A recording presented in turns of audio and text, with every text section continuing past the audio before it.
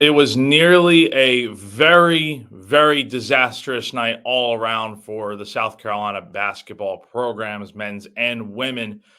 But fortunately for the Gamecocks, the women came out on top in their season opener against Michigan, while the men's team wasn't as pretty. What's going on, everyone? Happy Tuesday. Welcome into GC Live at the buzzer with your host, Jack Veltri here. And we'll get right into it here in just a few minutes. But first, I want to talk to you guys about our first sponsor of the day, Clint Hammond of CMG Home Loans. If you're currently like me right now, you're living in an apartment, but maybe you're looking to take that next step forward and potentially buy a home, or maybe you already have a home, but you need help with your mortgage and you don't really know where to start or where to go. Well, I've got good news for you. Clint Hammond of CMG Home Loans is the perfect guy to go ahead and help you out. He's been in the mortgage industry for a very long time, for well over 20 years now, and he is a lifelong Gamecock fan, a supporter of Gamecock Central and all of our GC Live programs. And so, all the best things about him right there for you if you're interested in receiving help from him. So, you can do that by calling him at 803 422 6797. The NMLS number for him is 71597. Or you can go to clinthammond.com for all help with your mortgage needs or potentially starting to buy a home. So, I want to thank Clint Hammond for being a very good sponsor of GC Live. So, hope you guys are all doing well on this kind of dreary Tuesday. I mean, what's going on, Marcy? The weather outside in Columbia, at least, has been brutal today. It's finally raining for the first time in what feels like forever. I can't really remember the last time it's been like this outside, but yeah, we're starting to get some rain this week, and it's kind of poetic for the way South Carolina kind of played yesterday. And we're going to talk about both teams here over the next 45 minutes to an hour. We got a lot to talk about. South Carolina opening night in hoops. College basketball is a crazy sport, and we nearly saw both of the men's and women's teams suffer really disastrous losses last night. Unfortunately, one of them came out on the wrong end of things, but the women's team, that's where we're going to start out in Las Vegas for their season opener on TNT last night, nationally televised against Michigan, Big Ten foe. Number one South Carolina picked up a 68-62 win over the Wolverines out in Las Vegas and in the Hall of Fame Classic. This was probably not an ideal performance for South Carolina. I think we've all been pretty used to seeing this team just absolutely dominate everyone. But that wasn't the case last night. Michigan came to play. And look, I was covering the men's game last night, so I didn't get a ton of time to watch this game live, but I'm watching, bits and pieces of it while I'm covering the men's game last night. Michigan just really stepped up, and they kind of just played with South Carolina majority of the game. I mean, they got out to the quick start. They were up, I think, like 8-0 to start this game, and then South Carolina kind of got going. Like it was a sluggish start for the Gamecocks from what I saw. And then you go into halftime trailing, and it's kind of like, like what's going on here? But you always thought in the back of your mind with this team, if you've learned anything about South Carolina, even when they have tight games, they always find a way to persevere. It's no accident that they went perfect last season and have been the best team in college and women's college basketball for a few years now. And then the second half, you see, look, it's still a very tight knit game, but South Carolina outscored Michigan in the third and fourth period, and that's how they ended up getting this win. 68-62 was the final. Not a very pretty game for the Gamecocks. You shot 33% from the field.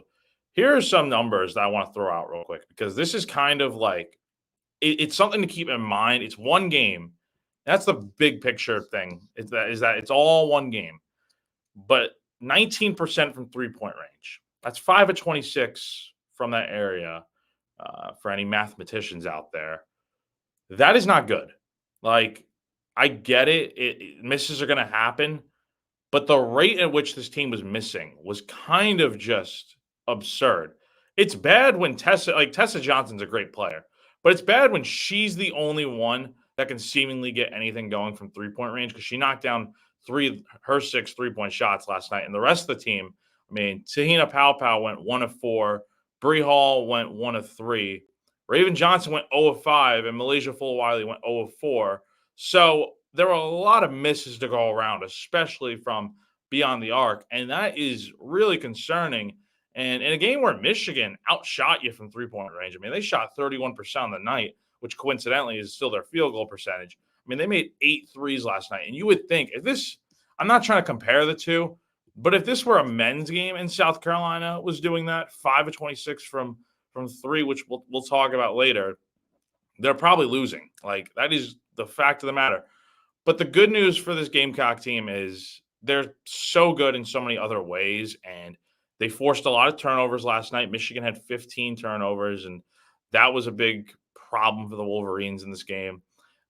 South Carolina, I mean, the rebound battle was tied.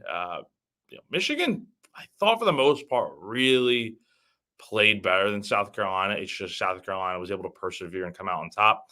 And here's kind of one of the big numbers in this game, the bench points. I mean, Michigan only had 6 points off the bench, while South Carolina had 29. I think that speaks to the talent and the depth this team has from top to bottom. Like, there are not many holes on this roster. Now, if there is one hole, I think it's definitely the loss of not having Camila Cardoso out there. Chris Walbaum on Gamecock Central, he was covering the game for us last night out in Vegas, and he does a great job over there. So definitely go check out his work on GC. But you can definitely tell, I think, that they're missing that that enforcer, if you will, that presence in the paint that you know is going to go out there and get those boards. Like, obviously, she's a freak of nature out in the paint. She's a great player, and she was a huge part of why South Carolina, she basically saved South Carolina's season in some sense last year with that three-point shot against Tennessee in the SEC tournament. I mean, who knows how the rest of that season goes if South Carolina loses that game. But Chloe Kitts had a great game last night. 19 points on 7 of 14 shooting, 14 rebounds.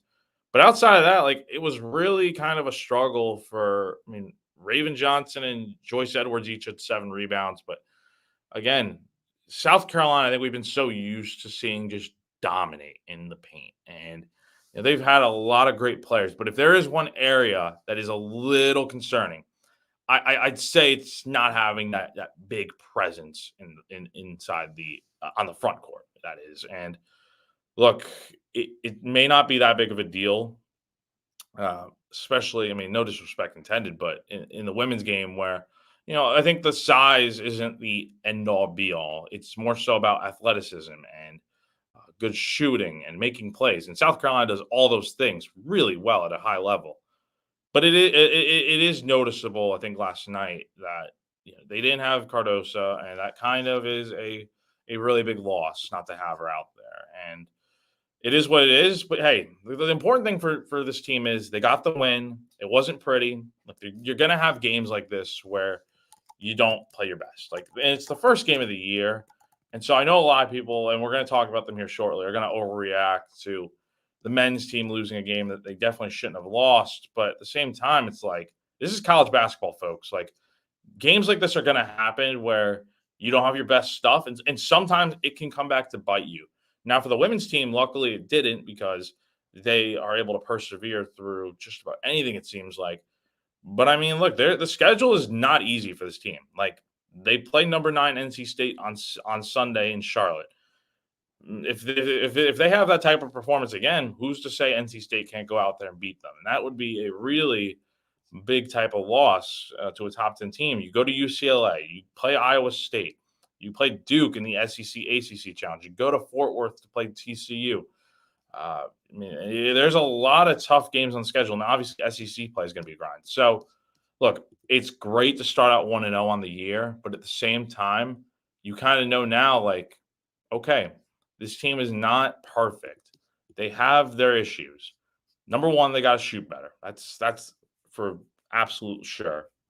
They got to figure out, okay, who's going to step up in that role Camilla had last year. I mean, that's a tough void to fill because of how good she was for this team for so many years.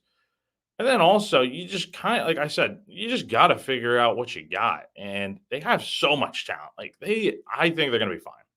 Do I see them going undefeated again? Probably not. I do think they drop a game or two, somewhere along the way just because that's how the schedule kind of looks this year. Like this team, you can argue they're better than last year, but again, until I see someone that really shines in that role that Cardoso had, again, Chloe Kitts did a great job last night, but that's one game. Is that going to be the case every game where she's averaging about a double double? And we'll have to see. But again, it was a good win for the Gamecocks, and the fact, just on the fact alone, they got the win. Like they could have easily just lost that game. They could have easily just buried their head in the sand and just let it get away from them.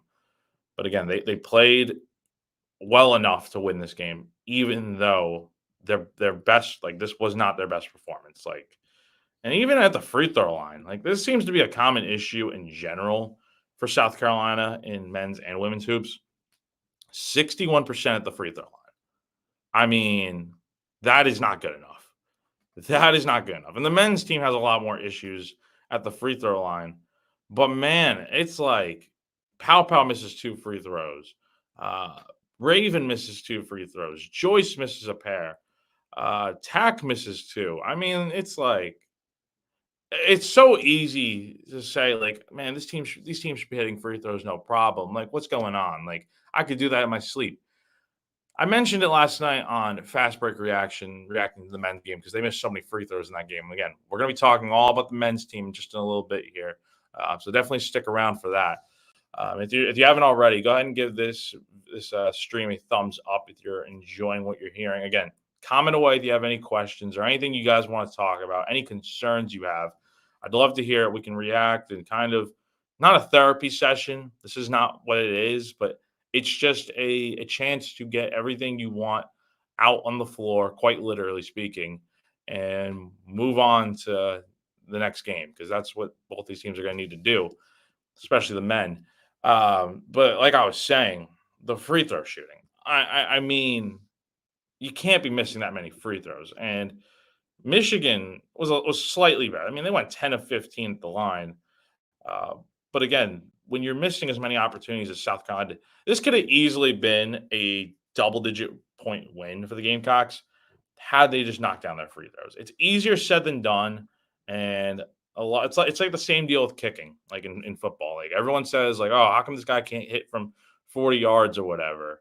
I mean, then they go out there and try. Look at the guy in College Game Day in week 3 that his shoe went farther than the ball. So it's the same kind of analogy there, in that it's not easy, and it's something that these teams obviously work on. It's just some guys are better, some girls or guys are better free throw shooters than others, and that's the reality of it. But I will say one thing I did take away from what Dawn Staley did have to say last night was uh, the perform. She was asked about the performance from the post players, and she basically said this quote: "I saw a little bit of a lack of experience, even for our experienced players.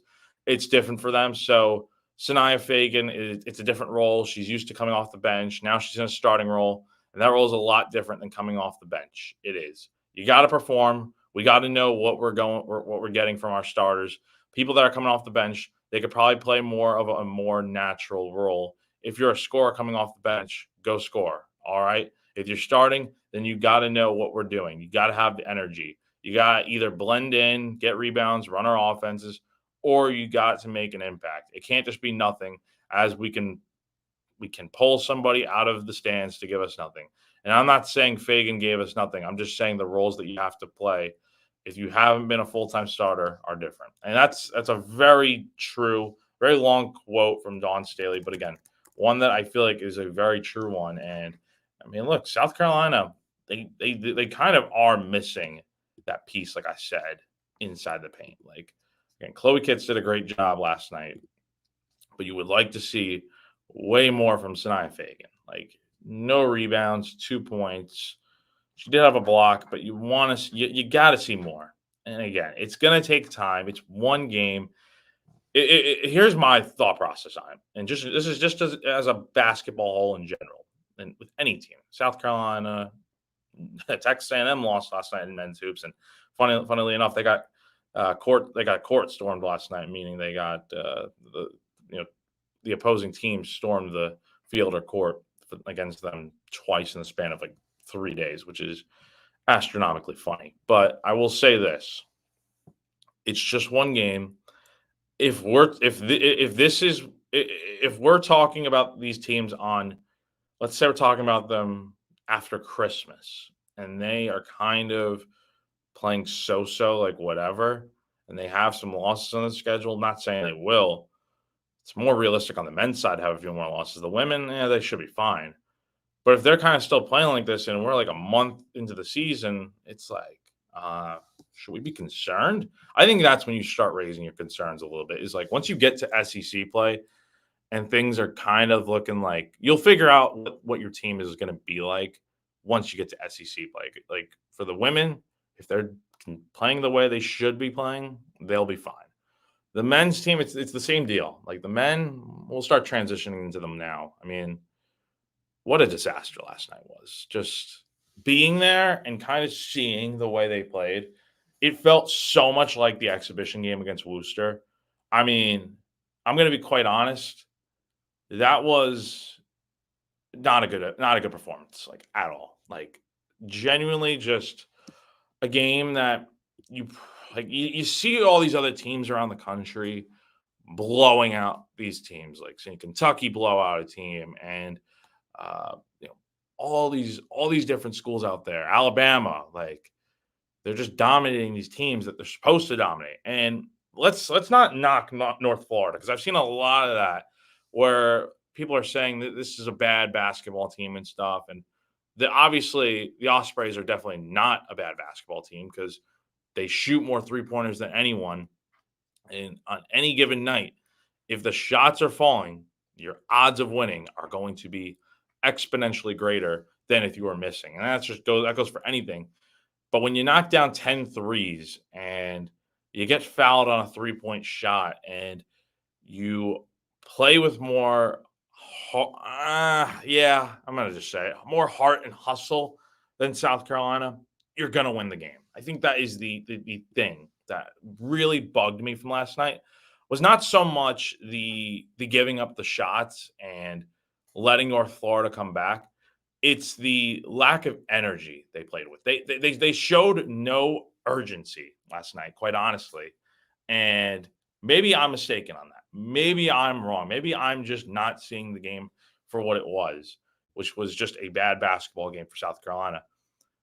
But I just felt like, and I think Lamont Paris kind of agreed in his post game press conference last night.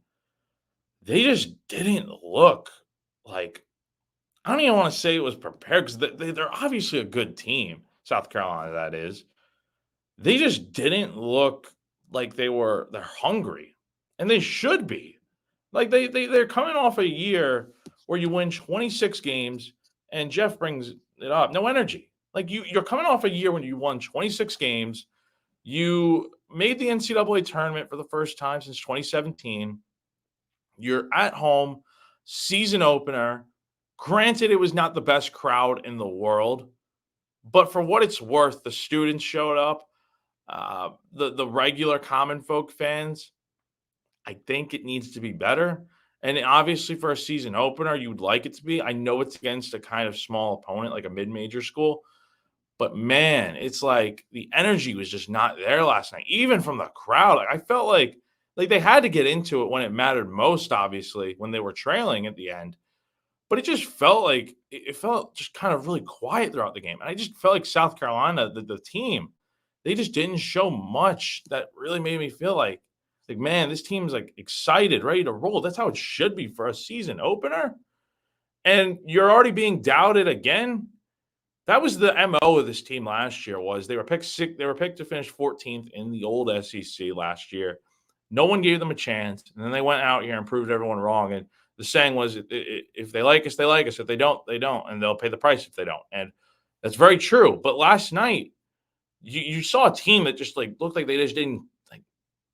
I don't really care. Like they just didn't care. It looked like they quite honestly. Like, I hate to be brutal like this, but man, it's one game. It's one game. Let me just preface that. It's one game. The season is not over because South Carolina lost last night. Like I've seen people surprisingly say this team sucks. They're this, they're that. They're not good. Yes, there were a lot of things they did wrong last night, But that team was fully capable of winning that game. Make no mistake about it. That team, South Carolina, put out there, had all the chances in the world to win. They had all the chances to pull away. They just didn't. So, no, the season is not over. There are 29 games left to go. You do not judge a team based off of one game. Like, you judge them based off the way they played in the game. But as a season as a whole, the season's not over. Like, okay, they have a tough non-conference schedule. They play Indiana. They're going to play Xavier. They're going to play either Michigan or Virginia Tech in Fort Myers. They're going to play Clemson. They're going to play Boston College. They're going to have a tough SEC schedule. Like, all right, reality check for everyone. There are going to be losses on the schedule. Newsflash. Like, when South Carolina loses potentially to Indiana or Virginia Tech, Michigan, whoever, Clemson, the season's still not over. But the thing is, man, you can't be losing these games. You can't be losing to North Florida. Absolutely not. And this is going to go down as a really bad loss for the Gamecocks. But in terms of metrics, it's even worse because this will go down unless the Ospreys go on some magical run. They win their conference tournament, whatever the case might be. They win 20-plus games. This will no doubt go down as a quad 4 loss for the Gamecocks. And in case you're unfamiliar, wins, losses, they're all graded on a scale essentially of quad 1, which is the best. Like, so let's say South Carolina beats like Clemson or Alabama or Auburn. That would be a quad 1 win. You lose games like this, that's a quad 4 loss. And you kind of get where I'm going with this. Like, quad 2 is kind of like those middle of the ground teams, like your Boston Colleges, maybe like a quad 3. I'm trying to think of other teams. Missouri, we'll see how they are this year, but maybe that's a quad 2. I don't know.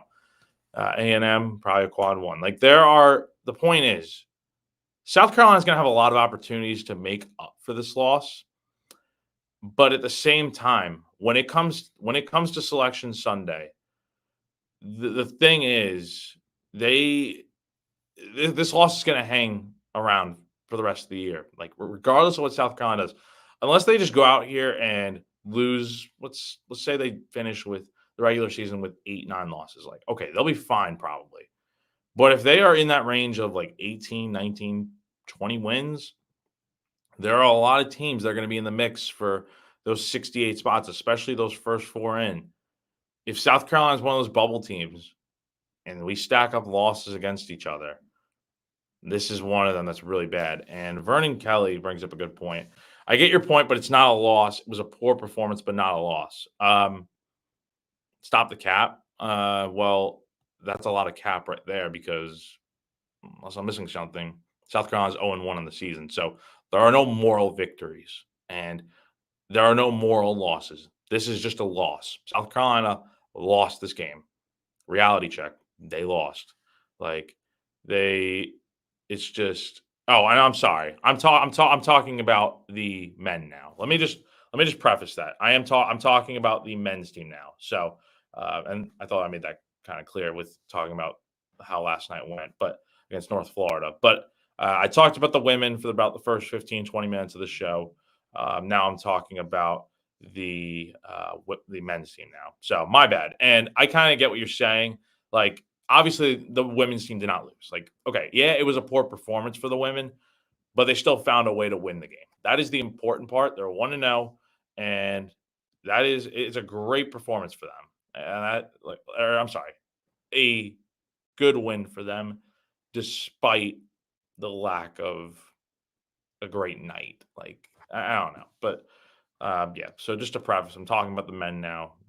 We got all the women talk at the beginning of the show. So later on, if you want to rewatch this on YouTube or this will also be on all podcast platforms. So you can definitely check it out there as well. And yeah, but let's get back to the women though. I'm sorry, the men. I'm all messed up now, having to cut back to the women. And again, South Carolina women's team won 68-62 over Michigan. The men's team lost 74-71. And that's where the rest of this conversation will go. And Vernon brings up men's loss was sad and pathetic. Yes. I don't think you could have said it any better there, Vernon. It was a again, like I said, it's just in the grand scheme of things, this game, I mean, if they're like, this is just, there's so many ways to describe the feeling after this game. It's hard not to feel like this team really laid an egg last night. Like they had all the opportunities in the world to take advantage, but they just never could put their foot on the gas and like never let North Florida recover. But that was the thing. And this is where I'm going to give credit to North Florida. They just kept fighting. They kept going at it. They were a pest that just wouldn't go away. It's like a bug flying around your house, and you have your fly swatter out, but you can't knock it down and you can't kill the bug. You can't squash it, but it just keeps going, and it's like that. It's like North Florida is that bug that you can't hit with the fly swatter. You're trying all these things, but North Florida's hitting their 3-point shots. They're grabbing more rebounds than you. That was a big issue last night, is that South Carolina, for as big and physical and athletic as they looked, and I'll give them credit, they looked very athletic last night. Like seeing them jump up for some of these rebounds, even though they didn't collect them all, I thought was very good. And I like some of the pieces they have in place. But it's like you got out rebounded 43 to 37. But more importantly, the men's team got out rebounded 15-9 on offensive boards. That is inexcusable. And for having Nick Pringle and Jordan Butler and Colin Murray Boyles and BBV, that's not good enough. You have to be better in that area. And there were a lot of opportunities where South Carolina had the ball on rebounds, but it just like slipped away. Like there were a bunch of balls last night that went out of bounds on a South Carolina, rebound opportunity. That's an issue. And so I think that it was just very sloppy and sluggish last night.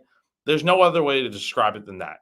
This team got off to really rough starts, or slow starts, I should say, in the first half, and then once you came out of halftime, the second half was also a really bad start.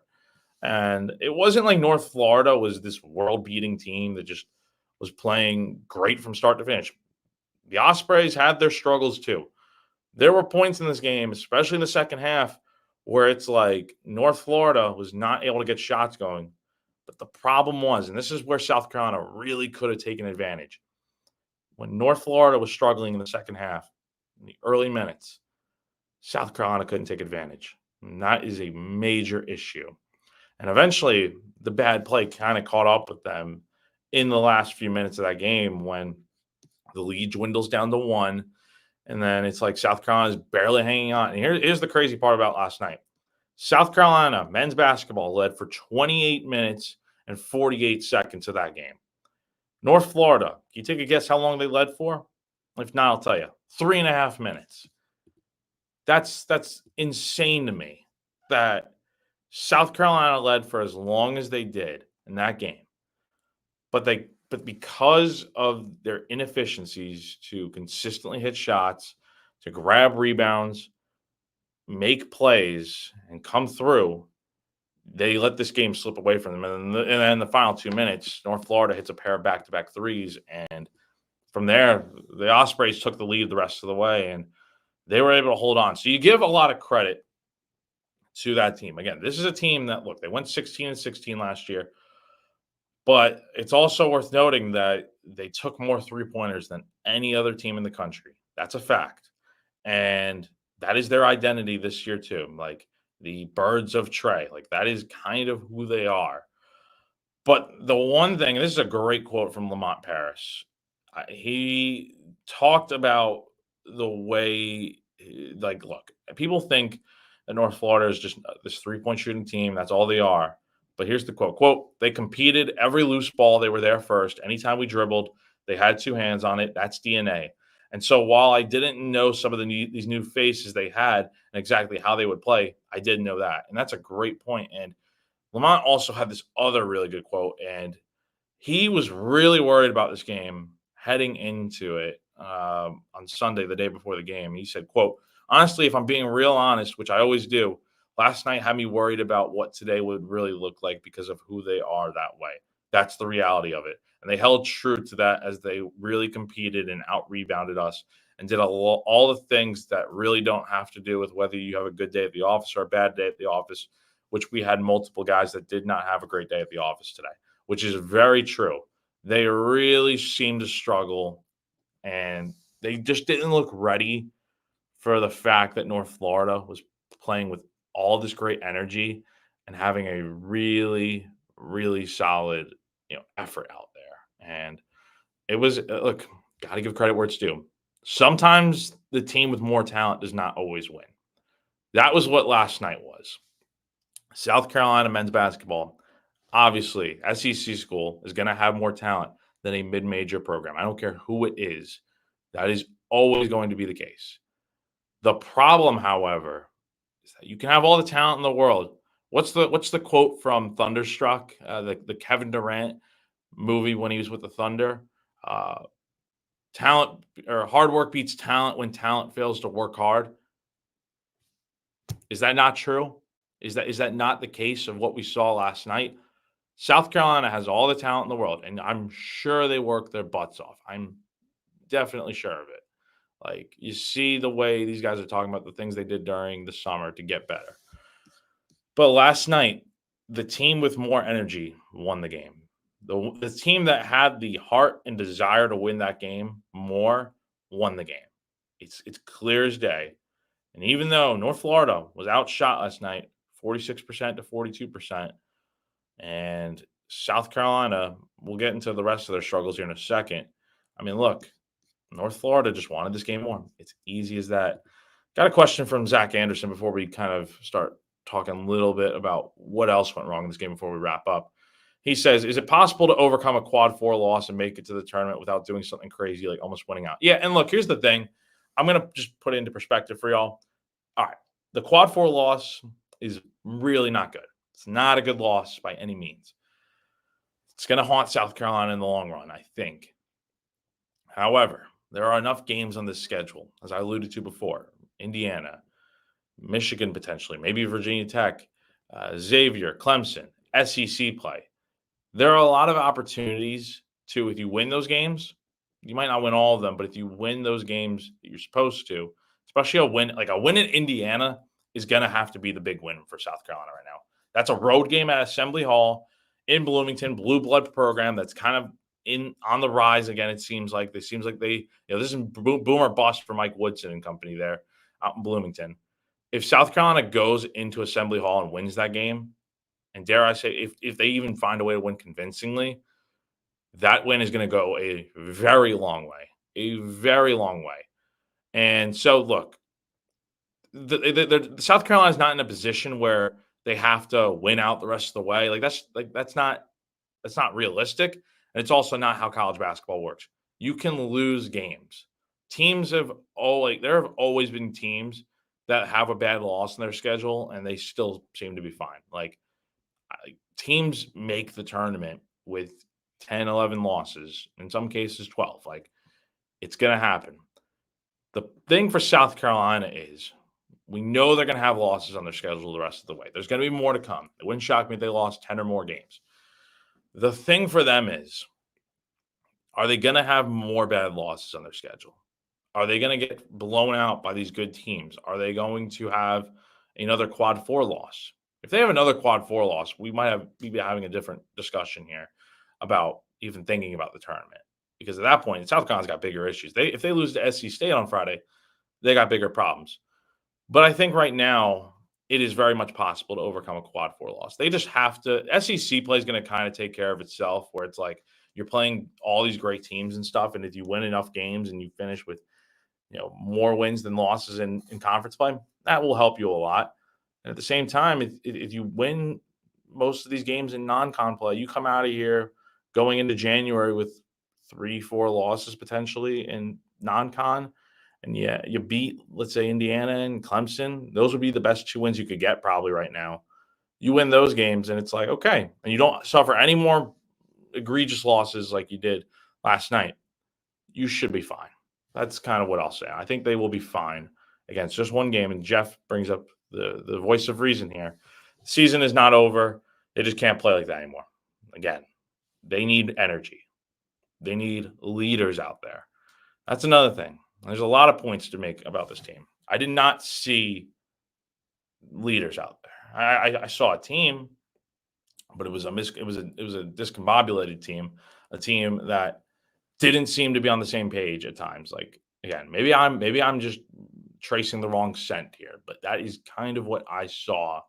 Like go back to last year, they and I hate to have to compare, but it's true. Like South Carolina had the veteran on that team last year. Talon Cooper, his loss is probably the biggest of anyone from last year's team that's not around anymore. BJ Mack is obviously another vet guy that was great for this team. Michi Johnson was playing with Ohio State, by the way, last night, right after the women played in Vegas. He's gone. So they lost three key starters, but they also lost three bona fide vets that were able to help this team weather any storm. And they were the voice that we heard more than anyone last season, like in press conferences and stuff. And losing those guys is tough, but especially Talon Cooper. And I think Jamari Thomas, who is filling that void now, he's he's better in some aspects than Talon is. I think they're kind of on equal footing in terms of shooting. I think Jamari, you can say he might be a better defender than Coop, and I think Coop's a great defender, but I think Thomas last night, he was able to pickpocket a lot of plays last night and create some steals. He forced three turnovers. I mean, like, I thought he played pretty well last night. It was a much better performance than what he did in the exhibition game. But you need more from these guys. I think that's what we need to see more. And I think that starts with, do you make a lineup change? Do you maybe, and I don't think they will, do you potentially give Jacoby Wright a start? He played 28 minutes last night, and his specialty has always been being the sixth man of this team. And there's definitely been a reason why he hasn't started over the years. I mean, he only had one start last year. But again, like, do you make a change? Because he played well last night. 6 of 8 shooting, 12 points. He missed a three-pointer, but he did all that in 28 minutes. And he had 6 assists. So he played the best of anyone last night.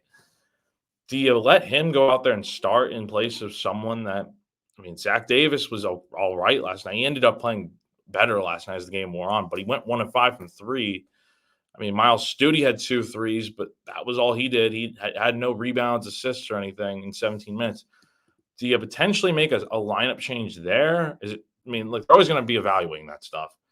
But do you put in Cam Scott, who I thought wasn't amazing last night? I thought he showed some struggles on defense, especially. But do you make a change there to where you want to get a jolt? We saw it when Colin Murray-Boyles came in starting midway through the year last season, and look how everything turned out last year. I think maybe we see something similar at some point. I'm not ready to say that it's going to be the case in game number 2 of the season. I think they're going to try to keep the continuity out there. But I think it should be evaluated at the very least. Like, you should be giving minutes to the guys that are playing the best, and that's what Lamont is going to end up doing. Other things that we need to talk about with this team: free throw shooting, abysmal, horrible. That is the brutal way to put it. The most blunt I can be about the free throw shooting is that it was not good. 14 of 25 at the line last night, 56% overall.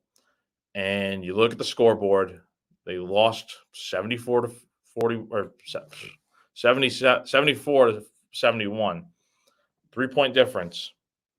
You make 4 free throws. I'm not saying you win the game for sure, but you make more free throws. This game isn't what it ended up being last night. You have to hit your free throws. And it's just, it was a struggle in the exhibition game last week. It was also a struggle last season at times. Like, go back to that Georgia game last year at home on a Wednesday night, I think it was, 9 p.m. start. South Carolina was awful at the free throw line, and they lost that game. And that was supposed to be a really bad loss. And Jeff's right. Frank Martin level free throws. Terrible last night. I hate saying it because I think he's a good dude and a good player. Nick Pringle is just not a good free throw shooter. 3 of 8 last night. He started out that game, I believe, 2 of 6. That is not good. Like, not at all. Colin Murray-Boyles went 3 of 6 last night.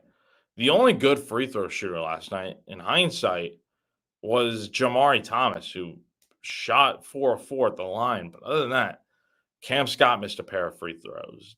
Zach Davis missed a free throw. I mean, you can't be missing 11 free throws, y'all. That's not going to cut it in this kind of game. You will lose more games than not if you are shooting like that. And again, I think there are enough things about this team to where they can overcome a bad free throw shooting night. We've seen it before. We will definitely see it again. But when they have a chance to close the game out and actually like get the job done and they're still making all these mistakes combined with free throws, you're not going to win. And that's the problem with this team is that it's early, but there were a lot of issues last night and there's a lot of things that went wrong in that game for South Carolina. You really got to figure this out quick. You got SC State coming into town on Friday, and then you get Towson at home next Tuesday, November 12th, and then the big marquee game. We're gonna learn a lot about South Carolina the day of the Missouri football game, November 16th, 3 p.m., Assembly Hall on Peacock. South Carolina makes the trip to Indiana for a huge early season game against the number 17 ranked Hoosiers. That's a massive game and a real telltale of what this team may look like. Again, you got to go into Bloomington and find a way to win. And you can't be losing these next 2 games either. Win these 3 games here coming up.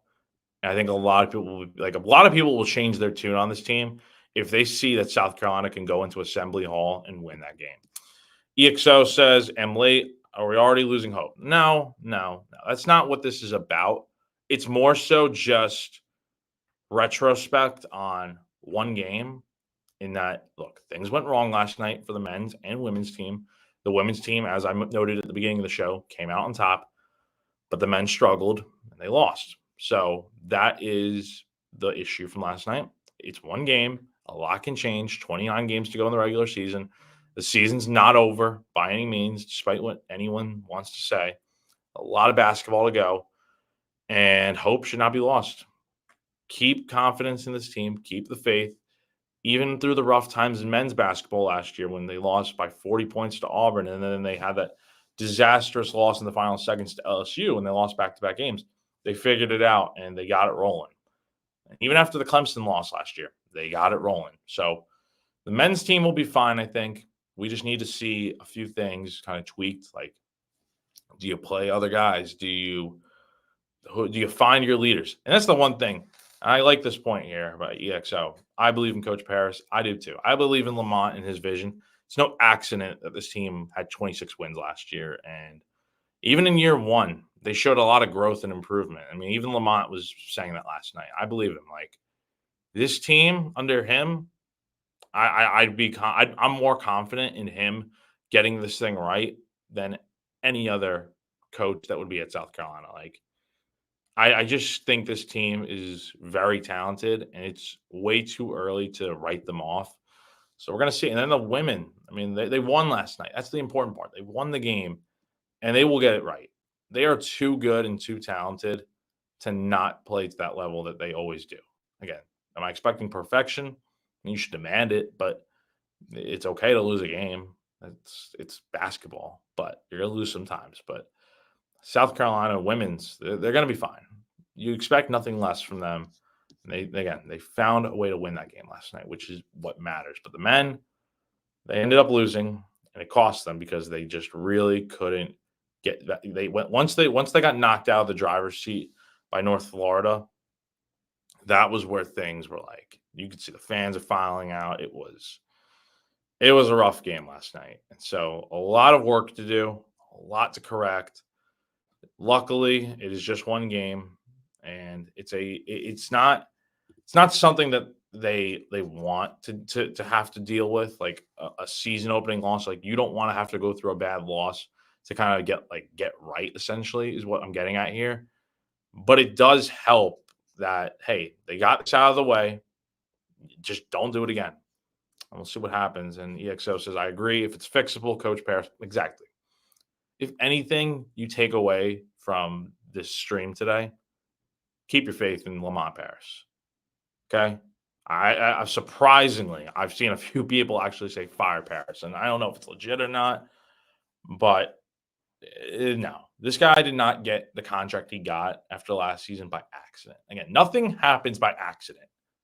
That is what I believe, and I believe in Coach Paris. I believe in Lamont. I believe in his vision. I think things are going to be fine.